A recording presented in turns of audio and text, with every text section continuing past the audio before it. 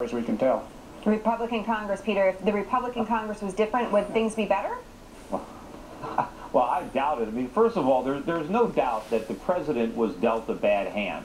But it's not Bush's fault that he played that hand as poorly as he did. In fact, Obama was a senator before he was president, so he helped to stack that deck.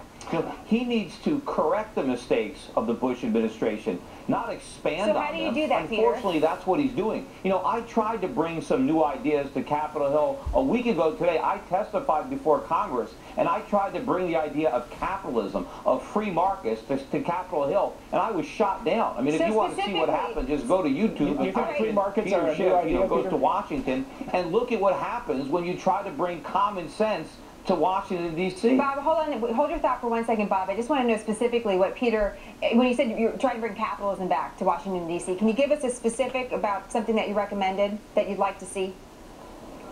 Well, I was there. I wanted them to get out of the housing market. Can you believe that these guys in Congress, after what Freddie and Fannie did to single-family housing, they want to do the same thing with apartments. They want the government to guarantee securitized mortgages on apartment buildings. I mean, the worst thing you can possibly do, yet they're about to do it. And they had a bunch of industry lobbyists lining up to try to eat at the public trough, and I was there representing the taxpayer, trying to say enough is enough, and they didn't want to hear anything. They were just ridiculing me and shooting me down, and so they're not open to new ideas. They just want to rehash the same failed socialist policies that have been pursued for years in this country. You know, President Obama wants to keep criticizing George Bush, then why does he keep following his playbook? Why does he have the same borrow and spend, regulate, tax, and print agenda that Bush had? So why don't we have some real new ideas in Washington? The problem because the ones that Obama wants to implement don't work.